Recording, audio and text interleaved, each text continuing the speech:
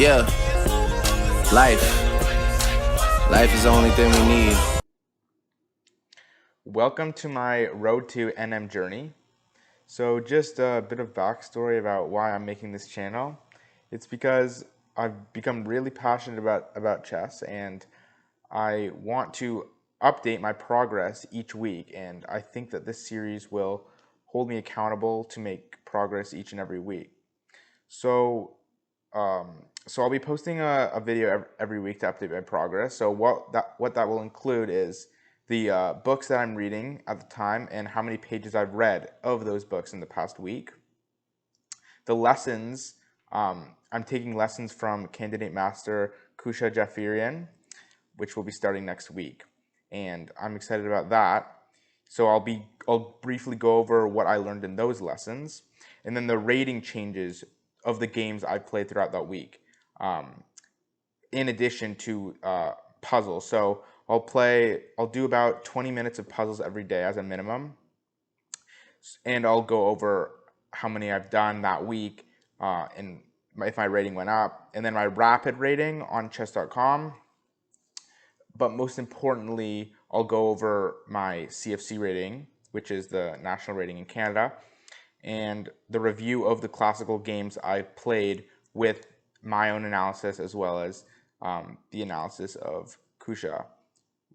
So just where I'm at right now, I'm 1645 on chess.com rapid, which is decent, but obviously could be improved a lot.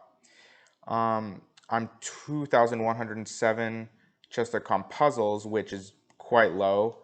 I haven't been focusing on puzzles recently. I'm 1064 provisionally CFC rated, so it's a long way to go to my goal. And so I have two books currently on the way.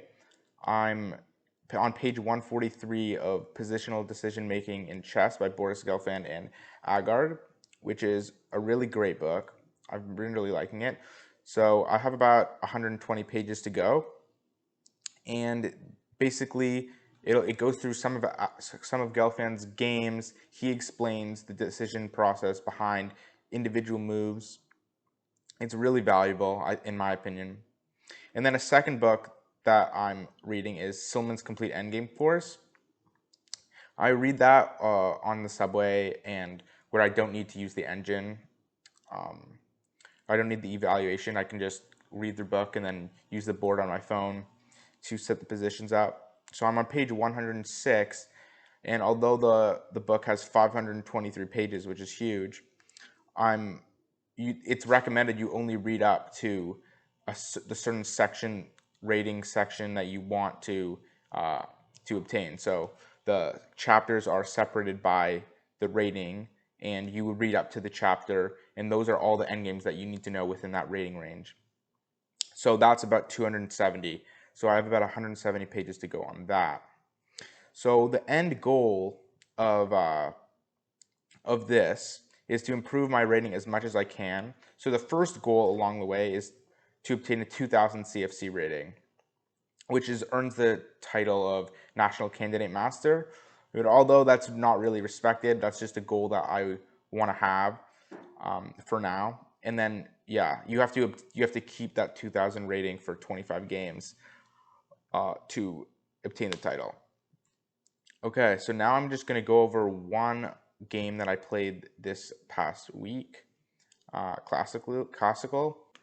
Okay, so I played this game at Scarborough Chess Club on Thursday, and this person, Laura Go, was 647. I'm 1064, so she was quite a bit below me, but she was online was a lot higher, so she was really underrated, in my opinion. But so I start off with e4. She plays c5, trying to go for the Sicilian. I play my usual Alapin, and then she plays d6, which is not a good move against the Alapin. What you're supposed to do is strike back with d5 right away.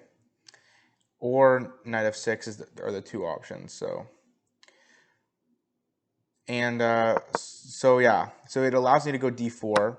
She takes, I take back, and this is the dream setup for the Alapin, because I'm going knight c3 next move, and I just get really natural development. She goes a6, so knight f3, pretty standard. She goes e6, trying to get the dark squared bishop out because she can't go e5. Obviously, so that loses a pawn. I go a4, and that was my first mistake, just because my thought process was, if I wanted to go bishop c4, but then was worried about b5, and they would gain a tempo on my bishop. So I go a4 first, and they go bishop e7, and I go bishop c4. It looks very natural, but what I should have I was considering between bishop d3 and bishop c4, and yeah, but bishop, it allows what she played, which was a good spot by her, which gives away all of my advantage, which was about 1. Yeah, so she sacks the knight and then wins it back immediately with the fork, and I'm not losing a pawn or anything, but so I take back to get 1 pawn for the piece. They take back, and then I have to retreat with my knight. But they actually compete. Actually, knight c5 is a better move apparently. But I thought, I don't know. I didn't love this, just for that reason. And then yeah, I'm not sure. I'm just down a pawn here. But so yeah, I didn't go for that. But I should have just gone like this, gone bishop d3, because they have to take forced, and then I get a lot. First of all, I keep the bishop instead of keeping the knight, and they don't have a pawn on d5, so I have a much better center. So, but anyways, so I go knight c3, they castle. I wanted a castle here, but kind of didn't want to run into this pin. So I just go h3 first, knight c6, which I expected. Get the castle in, and knight f6 or bishop f6, and yeah, I mean, keep developing with bishop e3, rook e8. Yeah, queen b3.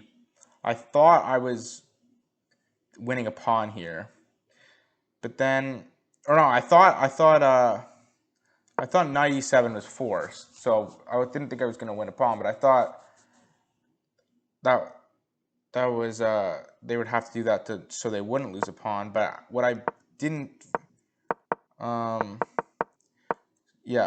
see was bishop e6, and I can't actually take this because of knight a5, and then I have to go here, which went into here, queen a3, the only move, and then they win back the pawn with a much better position.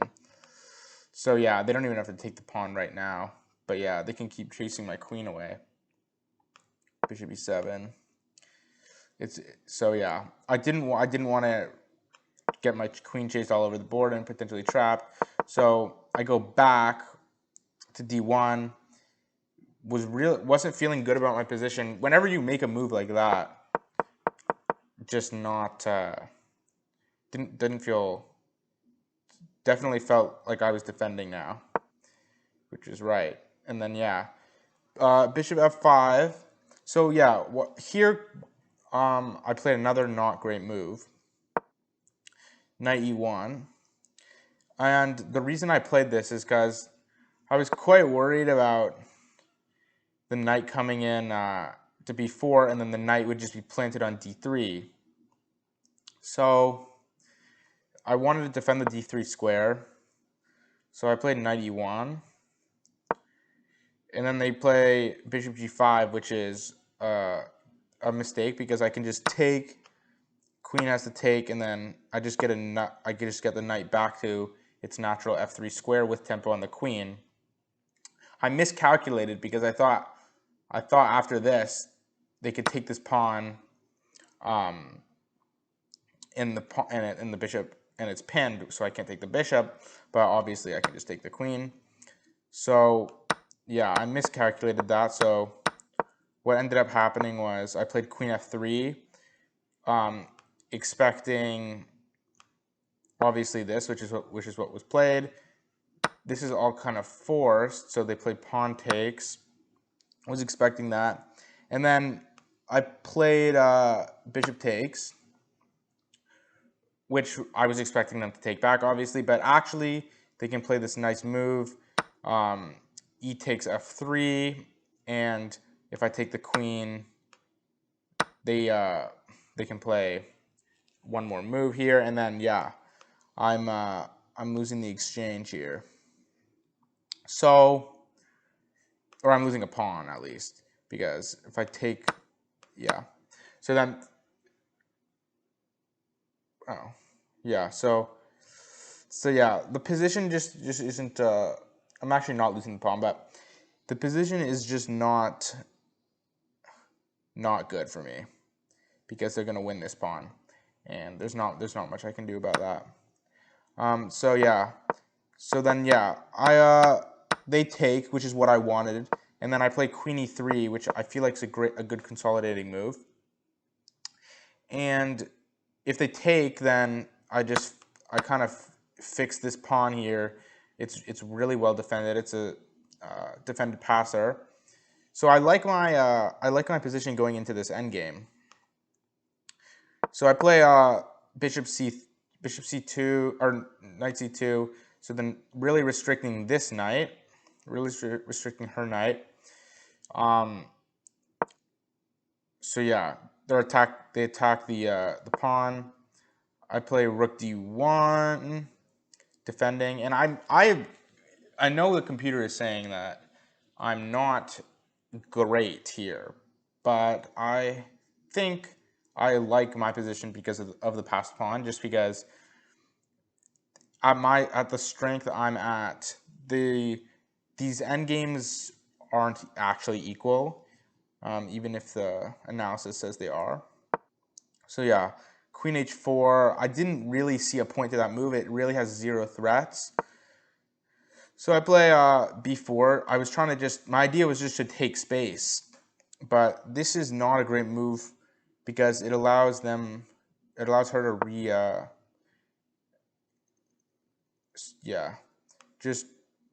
oh wow, yeah, it allows them to reroute the knight and go for get onto a better square. So yeah, I go rook ab1, wanting to play b5. She plays queen f6. So I go ahead with my plan, and knight a5, which is not what I was expecting at all. I was expecting takes, and then to move the knight. And yeah, like knight e7, which is what I was anticipating. But I thought, so I played queen c3. The knight is trapped, but they have rook c8. So only thing I can do is takes. They have to take. And what I should have played was just queen e1. I'm slightly better here. Would have been a good consolidating move because obviously they have the threat of queen takes f2. So I played queen d2, and what they overlooked, which I overlooked, was b6. And what I would have had to find if she played b6 was just completely sacrificing the queen, taking on c2. They take, and then b6, and they are gonna have, even though it's hard to see, they're gonna have to give back this rook for this pawn, because let's just say they play e3 or something like that. I go b7. There's not anything they can do. E takes, rook takes, queen d6, targeting this pawn, and defending b8. But then I just come back here, and yeah, I'm threatening rook c8. There's not much they can do. If they go here, then I'm just going to start pushing this pawn as well, and they're not going to be able to defend both these pawns. But that didn't happen in the game. They went rook d4, and I was considering rook c1 here, because thinking I didn't want to play for trick, so I didn't play it. But obviously she can't take, or else I have back rank. Something like, yeah, just something like this. Obviously she can't take this. So she goes h5, probably trying to take some space. I decide to start pushing the pawn. She takes, I have to take, and then yeah, queen b6, which I didn't think was a great move, because I have this nice move, queen e2, and yeah, she was a lot lower on time here than me, and she had about 7 minutes left. I had about 20, and the increment was only 15 seconds. But she takes really fast, and I felt bad, but she resigned right there. Obviously, the queen's just hanging, and there's no way I'm going to lose this, obviously. Up a full queen for a pawn. So I really felt bad after she did that, but I did think that I still thought that I was going to win this game. I was pretty confident at this position, especially after queen e2, because I was going to trade this for this. My pawn's a lot farther up the board, and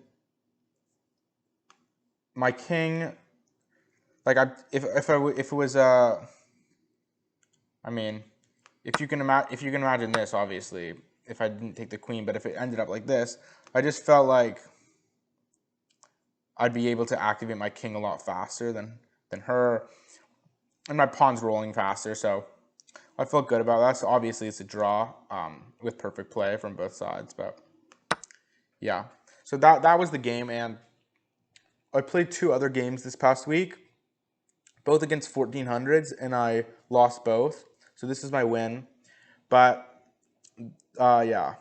So I'm gonna be playing in the Mississauga Open Championship in the U1400 section, which is 5 games over the July 2nd, July 3rd weekend. So I'll give up analysis of all 5 of those games. Hopefully I gain some rating there. Hopefully I want to at least have 4 out of 5. But if I get anything below that, I'm going to be a bit disappointed. So yeah, that is all for this week. But stay with me through the journey, and I'll update. I'll keep the updates going. So thank you for watching.